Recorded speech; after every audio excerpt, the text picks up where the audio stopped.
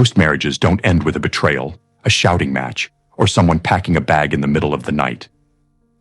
Most of them end at the kitchen table, in a silence so familiar that you actually think you're doing fine. I'm 76 years old. I've been married for most of my life, and from the outside, we were a success story. Decades together, shared history, no drama. We built a marriage that stayed intact, but we forgot to actually live inside it. That's the dangerous part. When nothing breaks, you don't think to look closely. I took the quiet as proof of peace. I mistook stability for closeness. I thought as long as we stayed loyal and stayed busy, the heart of the relationship would take care of itself. I was wrong. I didn't notice how often we spoke without really meeting, or how our inner lives were drifting apart while we sat just inches away from each other. Today, I want to tell you how a careful life can slowly thin out from the inside, and how I opted out of my marriage without ever actually leaving. For most of our marriage, I believed I was doing exactly what a good partner was supposed to do. I showed up. I worked. I handled problems when they appeared. I stayed. That felt like the contract. And because I honored it, I assumed the rest would sort itself out. I told myself that love didn't need constant attention, that it matured into something quieter, less demanding. I thought wanting more conversation, more closeness, more presence was something people grew out of. I framed restraint as growth. I framed emotional economy as wisdom. When something between us felt flat, I didn't panic. I explained it. We're tired. This is a busy season. This is what long lives look like. I trusted those explanations because they were convenient and socially approved. No one warns you against them. In fact, they sound responsible. I justified distance by calling it respect. I justified silence by calling it peace. I justified routine by calling it stability. And every time I chose efficiency over engagement, I told myself I was protecting the marriage from unnecessary strain. What I didn't see was how often I opted out without leaving. How often I reduced us to logistics because logistics felt safe. You can complete tasks without being seen. You can manage schedules without exposing anything tender or uncertain. I believed that if I avoided obvious harm, I was doing enough. I thought care was proven by what I didn't do wrong, rather than by what I actively offered. That belief shaped our days. It made the marriage run smoothly, while slowly losing texture. At the time, it didn't feel like neglect. It felt like adulthood. And I trusted it enough to stop questioning it. It didn't happen all at once. That's important. If it had, I might have noticed. I might have reacted. Instead, it unfolded so gradually that each small shift felt harmless on its own. We stopped lingering after meals. Not because we were upset, but because there were other things to do. Dishes, emails, television. We sat in the same space and assumed that counted as time together. I told myself proximity was enough. That being nearby meant being connected. I stopped asking questions that didn't have clear answers. Questions about how she felt, about what she missed, about what she was thinking when the house went quiet. Those questions felt inefficient. They opened doors to conversations that couldn't be wrapped up neatly. I told myself I was sparing us both unnecessary heaviness. When she shared something personal, I listened politely, then moved on. I responded, but I didn't stay. I gave solutions when what was being offered was experience. I thought I was being helpful. What I was really doing was avoiding weight. There were small invitations I declined without realizing what they were. A walk that felt inconvenient. A suggestion that landed at the wrong time. A moment that asked for attention when I was already tired. I didn't say no. I said later. And later always sounded reasonable. Over time, comfort settled in. Routine replaced curiosity. Familiarity stood in for intimacy. Because nothing was broken, I assumed nothing was missing. I didn't see that things don't have to break to disappear. They only need to be unattended long enough. Silence filled the gaps where conversation used to live. I told myself silence meant peace. I didn't question why it felt so empty. I learned how to be present without being engaged, and I convinced myself that counted. What I didn't understand then was how easily a life can become smaller without ever feeling wrong. You don't feel the loss as it's happening. You adjust. You normalize it.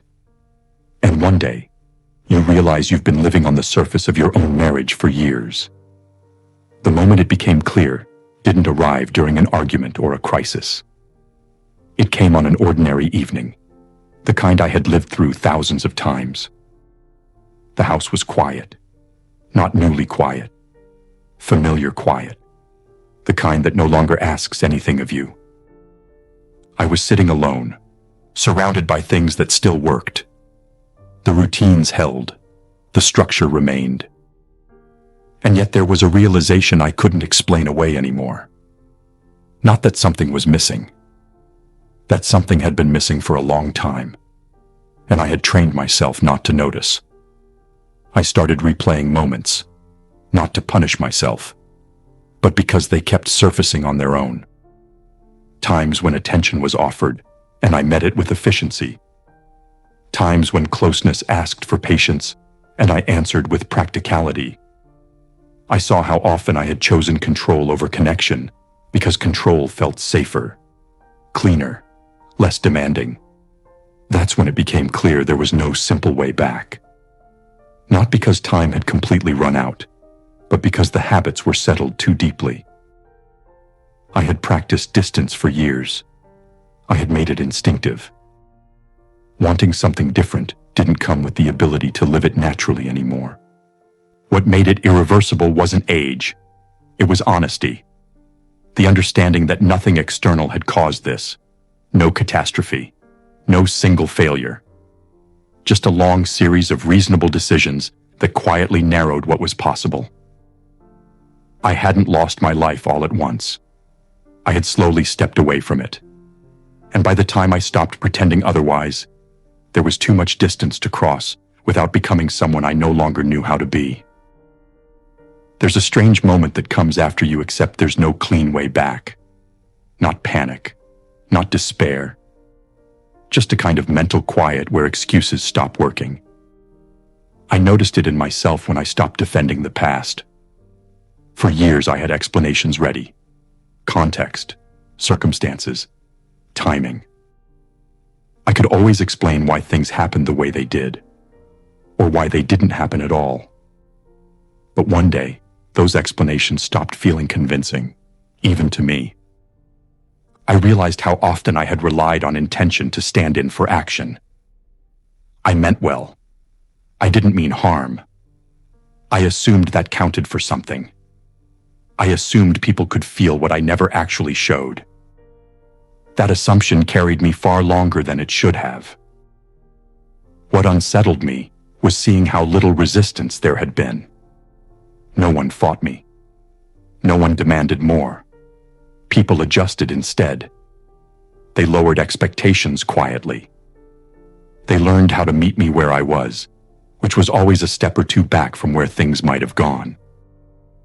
I mistook that adjustment for harmony. I didn't recognize it as accommodation. Looking back, I can see moments where something could have shifted. A conversation that lingered just long enough to become honest. A pause that invited depth. A question that wasn't really a question, but an opening. I felt those moments when they happened. I remember the slight tension they carried. And I remember how quickly I relieved that tension by moving on. I didn't choose distance once.